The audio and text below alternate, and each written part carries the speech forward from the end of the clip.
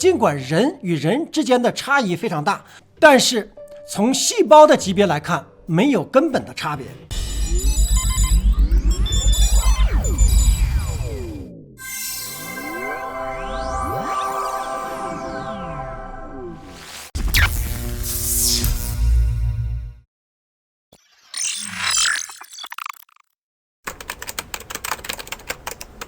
Hello， 大家好，这里是飘飘飘哥。今天我们来聊一聊科学与玄学的疆界，易经的藏身地。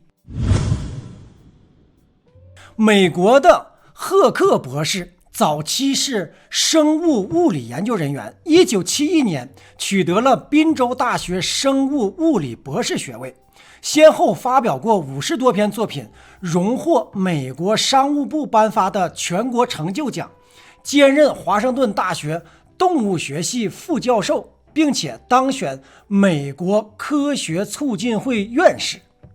在1984年的一天，壁炉架上的装饰性含铅玻璃突然脱落，不幸砸中了赫克博士的头部。倒在地上的瞬间，他脱离了身体，先是很快地通过了一条漆黑的长隧道，随后便走向远处美妙的光芒。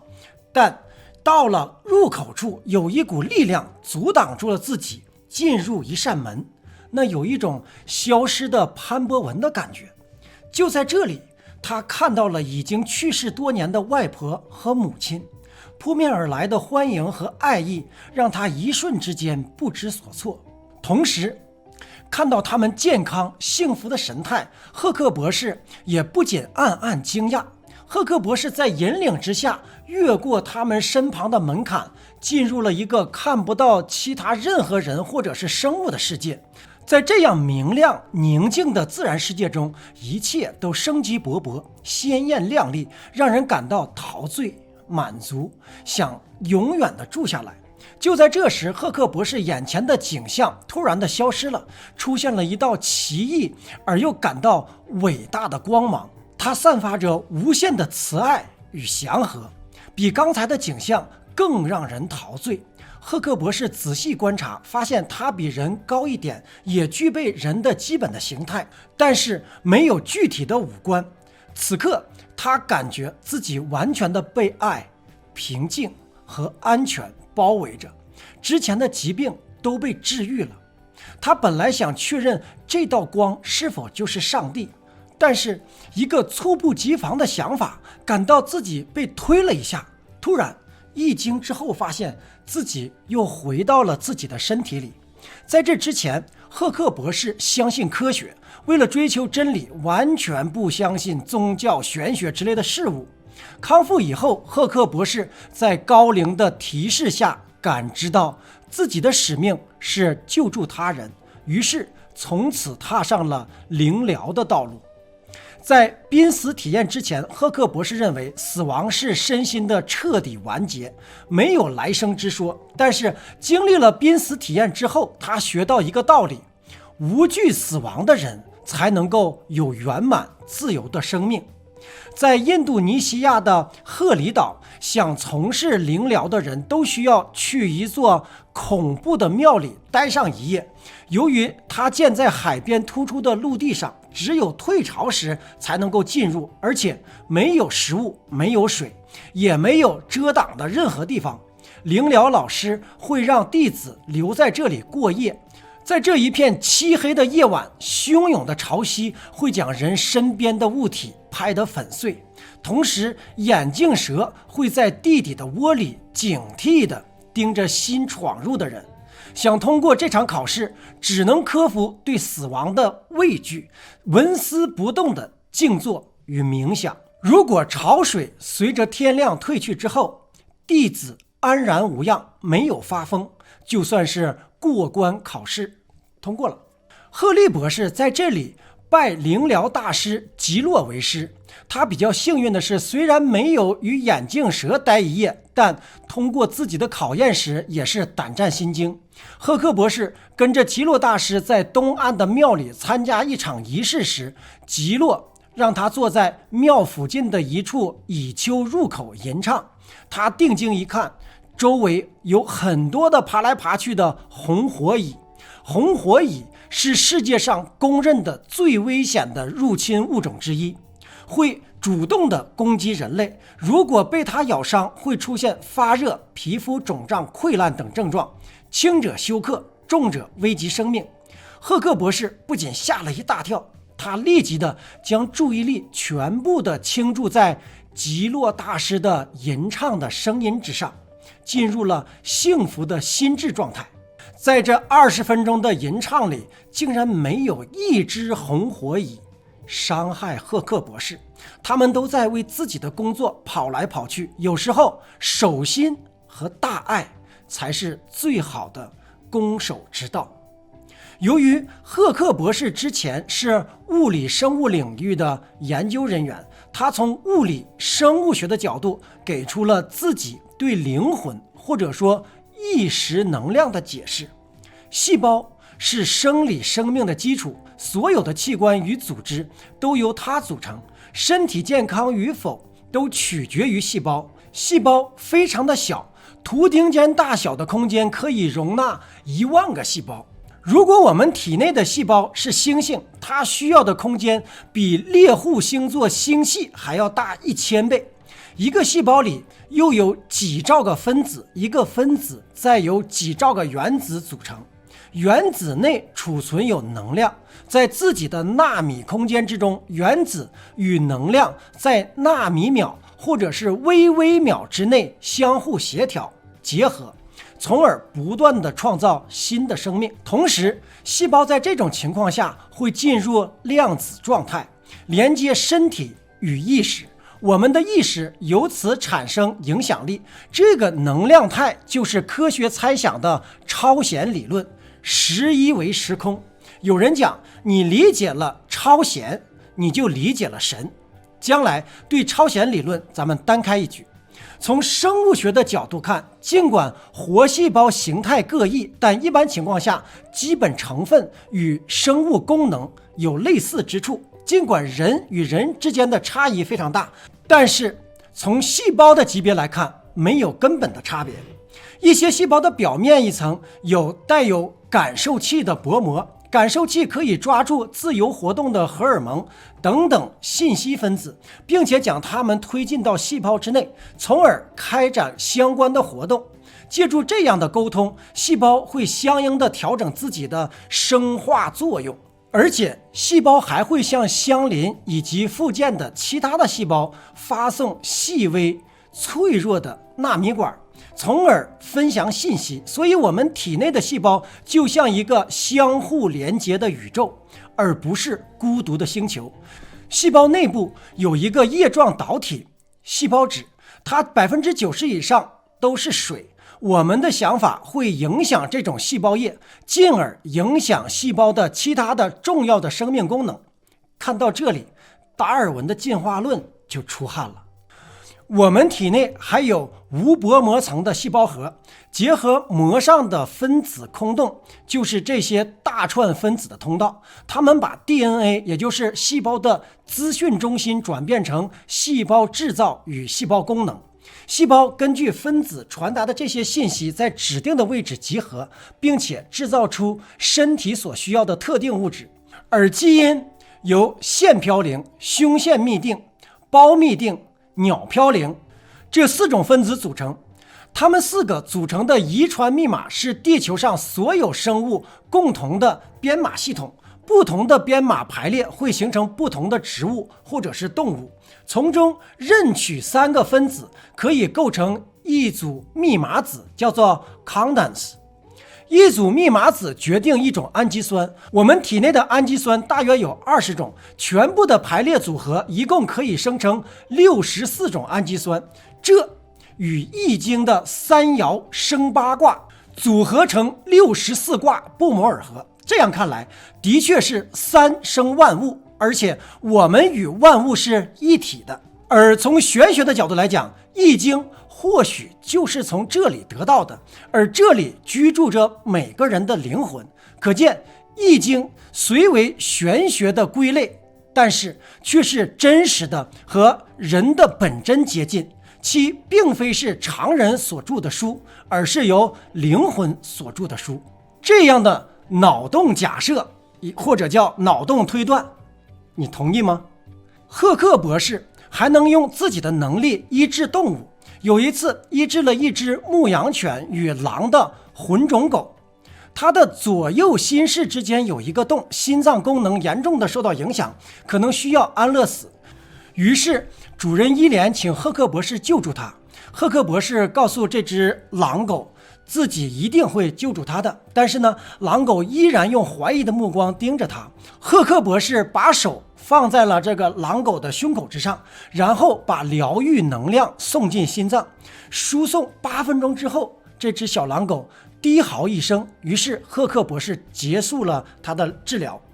之后每个星期赫克博士都会为他治疗一次。经过1个月的疗程，检查狼狗之后，惊讶地发现他的心跳正常了，而且没有一丝受损过的痕迹。给人治病时，赫克博士能够感觉到对方的能量流动模式，通过对方的能量气流特点，赫克博士就能够认出他，并且知道自己进行过哪些治疗。细胞正常的生化作用需要稳定的进出元素流，它也使人体处于平衡稳定的状态，而且当气流较好的连接身心时，自然会保持或者是提升健康水平。根据自己的观察，赫克博士总结出能量气流的2个原则，每个人都有自然并且独一无二的能量变化方式，他称之为灵魂印记。脸可能会撞脸，但是灵魂是独一无二的。我就是我，是颜色不一样的烟火，这就对上了。那么而且呢，健康的人会有旺盛的气流，气流以不同的频率振动时会产生不同的颜色。体内的能量中心与延伸出来的能量磁场一般有各自的颜色。凭借着多年的灵疗经验，赫克博士发现，在脊椎上方的光柱比能量磁场的颜色更加的稳定，不会随着情绪等发生重大的变化，反映我们当前的内心状态，它称之为核心色。根据自己的观察，赫克博士认为核心色对应着以下的特质：白色对应上苍的护佑，黄色对应坚定的心智，金色对应慈爱，红色对应活力，绿色对应身体健康，蓝色对应清明，靛色对应洞察力，彩虹对应世俗价值观和心灵连接的整合，紫色加银色斑点或者金色闪光对应天人合一。也许科学与玄学本无疆界，而是我们的思维建立了围墙。当科学与玄学对立时，古人早就通过易经和气学给出了答案，只是我们还没有完全领会。当人们想通过某种手段和自己的灵魂或内我沟通时，冥想便是最好的通道。今天咱们讲的灵魂、易经、量子态的话题，咱们还会进一步开局讲解。最后我们分享一段细胞疗法的冥想，我也会讲这个单独的分出一集冥想的视频，方便大家。希望这个短暂的冥想能够带你接近你的细胞，你的纳米管，你的灵魂。必须提醒，胆小莫入，责任自负。好吧，系好安全带，放松深呼吸，我们一起沉浸式体验起航了。愿细胞重生的轮回与我的最佳状态相互平衡，毫无差池。请用鼻子吸气，用嘴慢慢地吐出。愿蛋白质、酵素、微管、染色体、荷尔蒙，所有这些成员的产生与我身体的最健康状态相互回应，完美无缺。请深呼吸，屏住吸气，再慢慢地吐出。愿已去的细胞欣然离去，让嫩芽的细胞茁壮重生。我召唤噬菌细胞发挥最大的功效，而且能反应机灵，找出并且清除细菌、毒素和病毒的因子。我的免疫系统是无敌的后盾。请深呼吸，屏住气，再慢慢地吐气。愿细胞内外负责维护健康的所有的组织具备能量，表现优异。还有，我必须说，在微纳米管中的超弦，你的震动是音乐，是能量，是身体里的光，是灵性的实相。请用鼻子吸气，屏住气，再慢慢地用嘴吐出。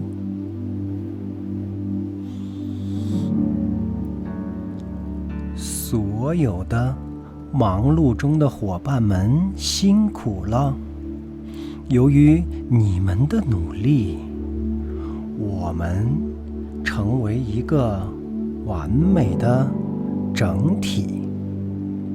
精神矍铄，眼睛明亮，皮肤弹性活跃，一切运行通畅。我们感激每一个成员的付出、努力、无私、博爱与和谐。为你，为我，为灵魂的守护地，一切那么完美，一切都平安健康。请深深地吸气，屏住气，再慢慢地吐出。